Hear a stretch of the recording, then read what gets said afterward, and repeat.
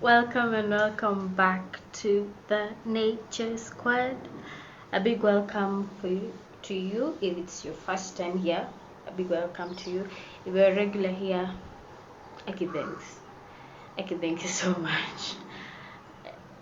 Thank you. Thank you. Thank you.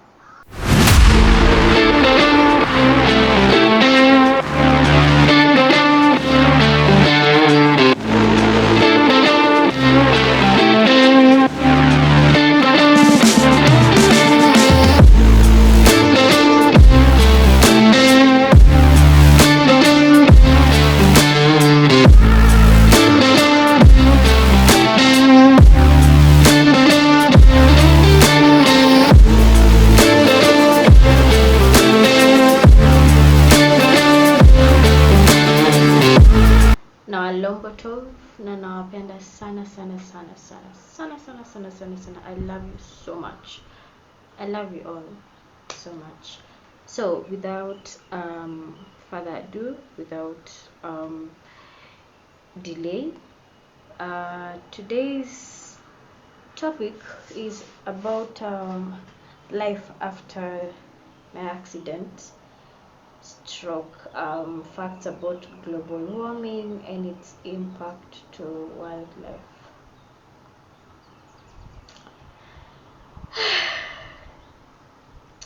I don't like talking about myself. So that's why it's a bit of okay. Let me get serious.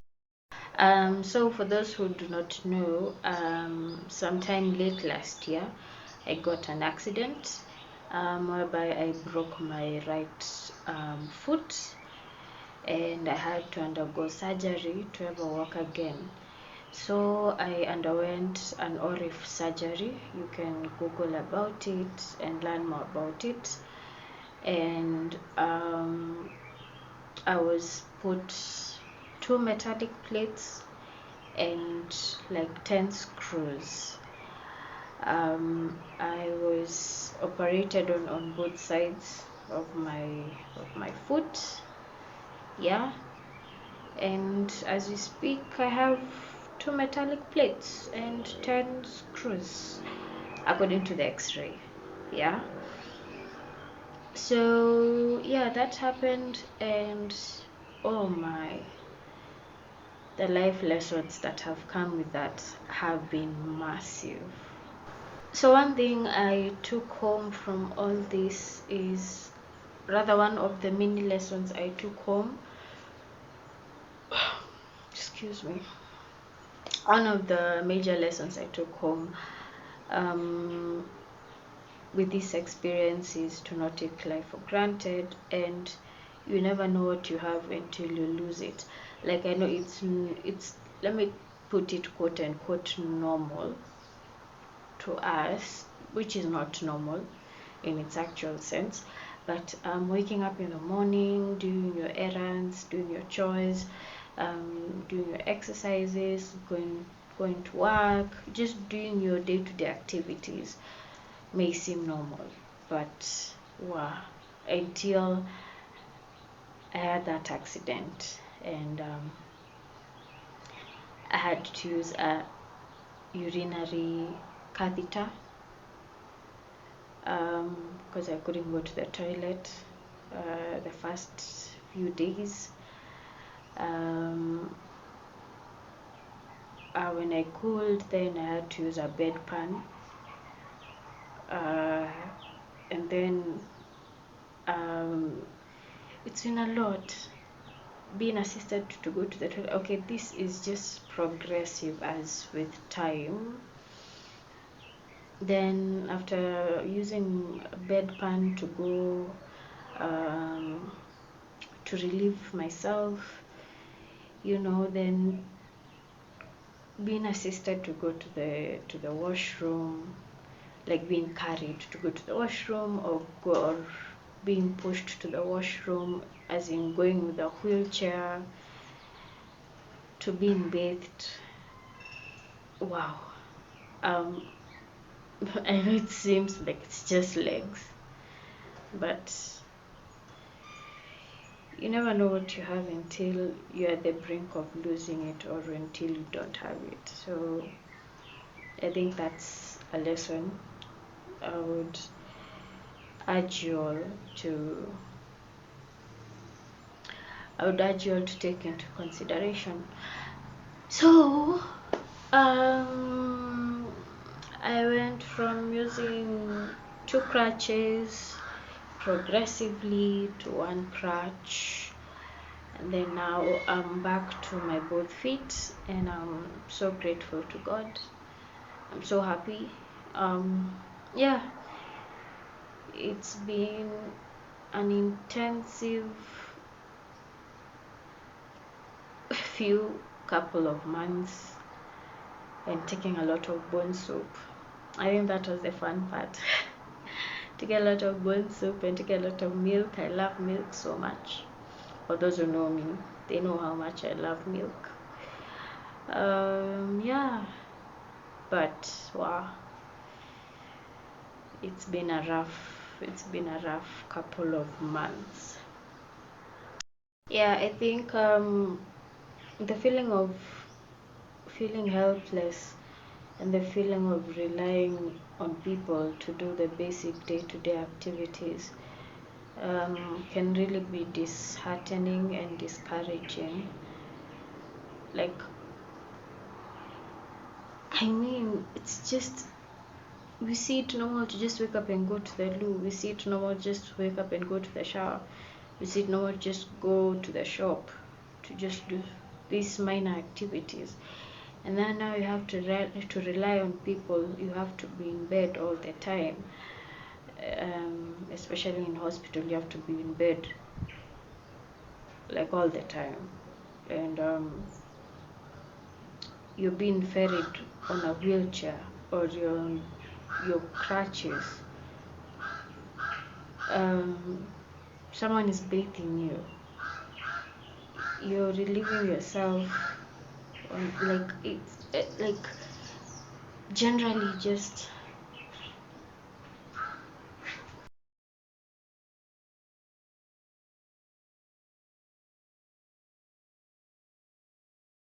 it was just God, manze.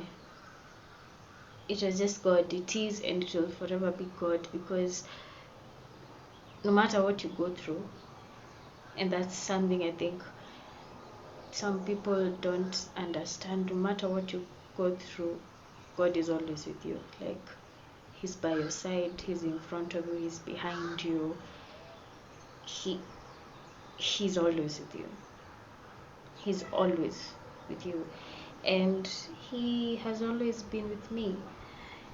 And for that, I'm so grateful. It's really cloudy here. Like, it's been like this the whole day. I think it's about to rain. And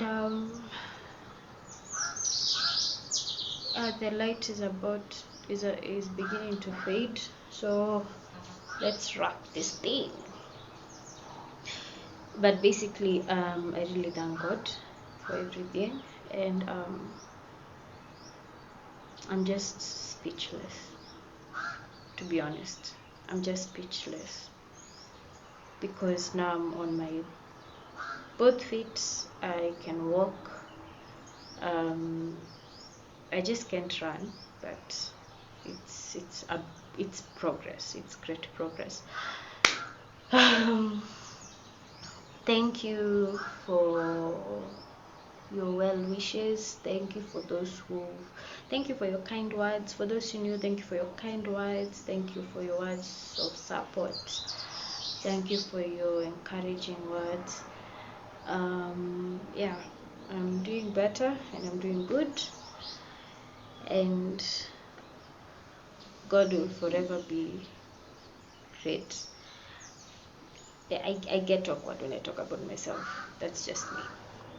So without further ado, without much further ado, let's straight. Oh, okay. Let's jump straight to the topic. So the topic today is facts about global warming and its impact to wildlife. Did I get that right? Yes, I got that right. So I think it's prudent for me to just begin by the definitions. Yeah, so I'll begin with the definition of weather. So weather is basically the state of an atmosphere. Yeah, the day-to-day state of an atmosphere, or rather let me just say the state of an atmosphere. Could be sunny, it could be rainy, it could be windy, blah blah blah. That is weather. Now climate now refers to weather conditions prevailing in an area for a certain amount of time. So the weather, yeah, the day-to-day weather of a certain place in a certain period of time. So like the weather of like Nairobi in like 50 years. That's climate. So climate change now refers to the long-term alteration of the weather. So basically, in like layman's language, climate change can be changing climate, but we have defined climate on a serious note. And yeah, you know, you now have a gist of what climate change is. Another thing I want us to talk about is greenhouse gases. So now we have greenhouse gases such as carbon dioxide. I was like, how do I call it? Okay, we have greenhouse gases like carbon dioxide, methane, and nitrous oxide. We also have others like chlorofluorocarbons and etc. You can read about them. So for these greenhouse gases, they are there, but human activities have increased the amount of greenhouse gases. For example, CO2 is there, but human activities have intensified the presence of greenhouse gases. Yeah. So what do I mean by human activities? I mean like burning of fossil fuels, burning of like petroleum, crude oil, and the rest. Those are the fossil fuels. Deforestation has also increased the amount of greenhouse gases that we have. Industrial processes, you can read about that.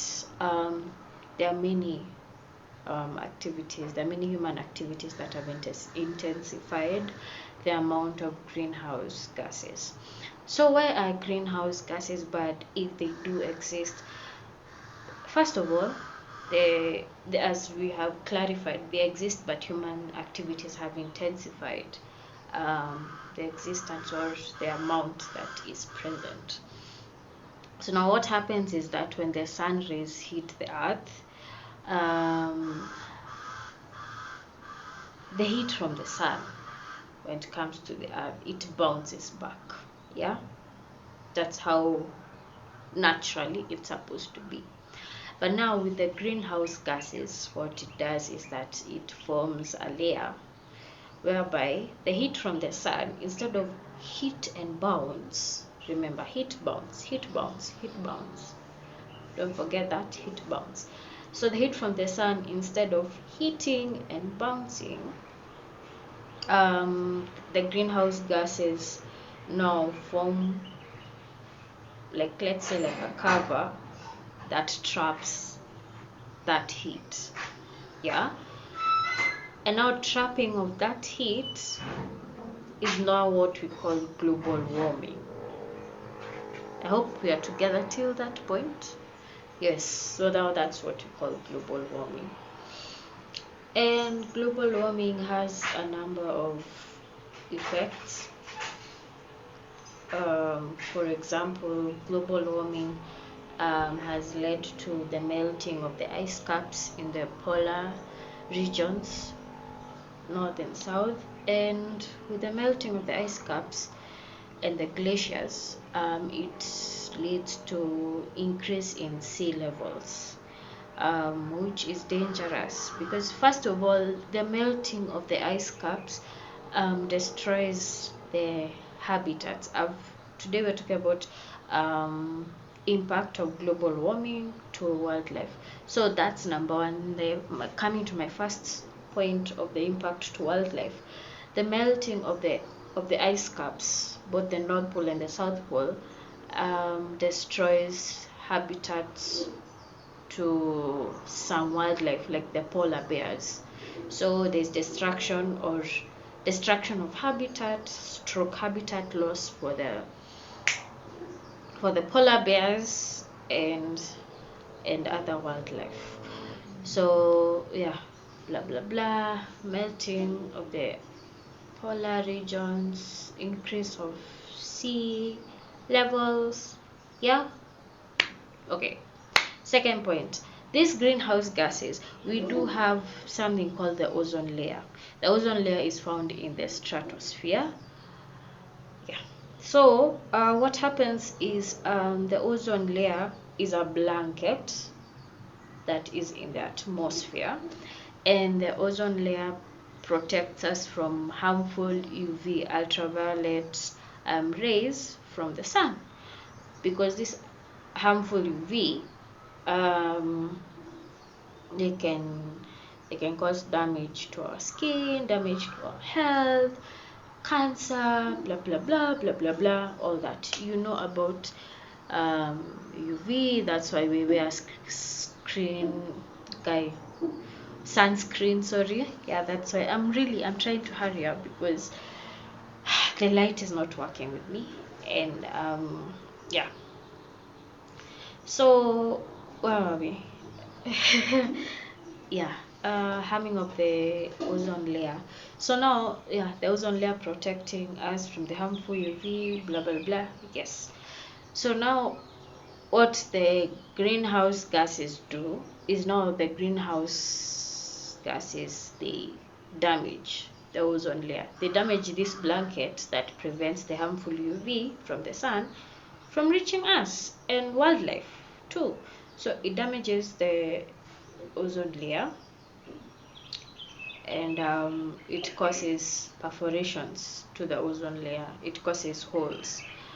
So now when it weakens and when it causes holes on the ozone layer, now the harmful UV rays can now penetrate to the Earth's surface, which affects wildlife's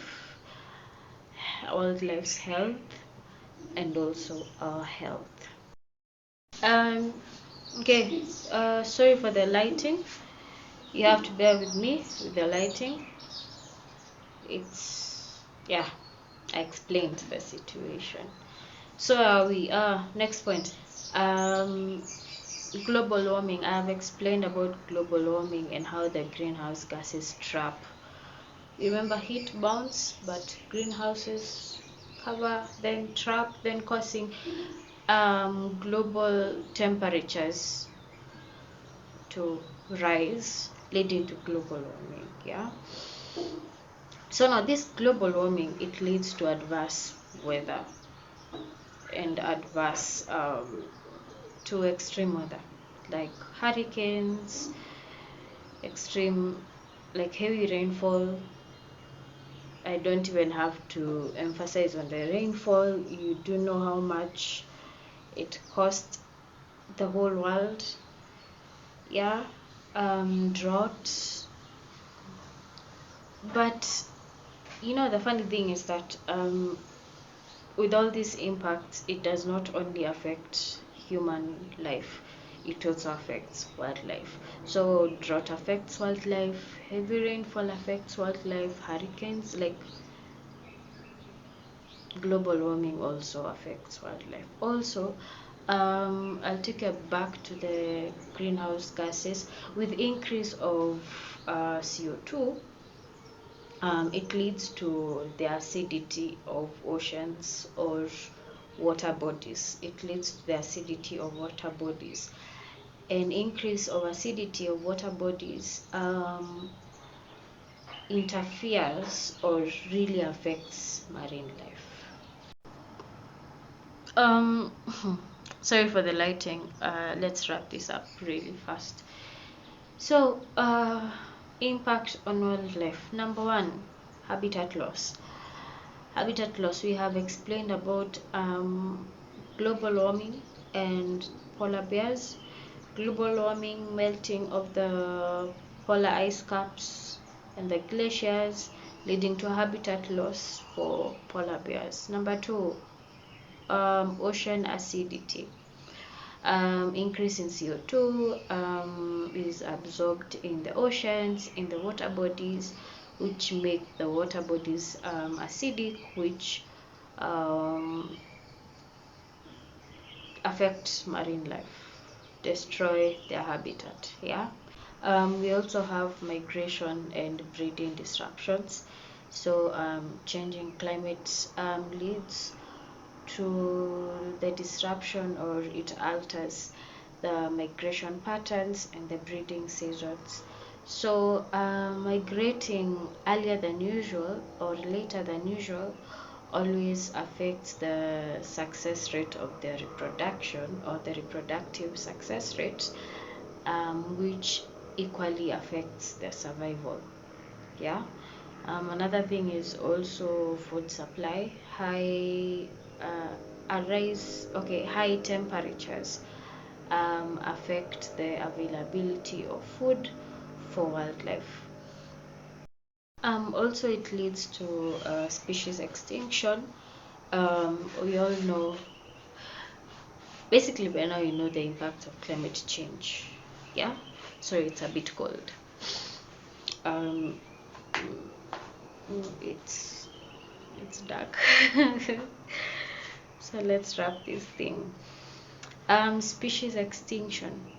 So climate change poses a great threat, and species are at high risk of extinction due to climate change. For example, amphibians. Amphibians are very sensitive to temperature and to moisture changes. We also have the issue of invasive species, whereby warm temperatures drive away some species to new areas. That's why we're calling them invasive species, because they're invading the native species of that habitat. So they go to new areas and they outcompete the natural species of that habitat, which in turn, which also affects or disrupts the ecosystem, the local ecosystem.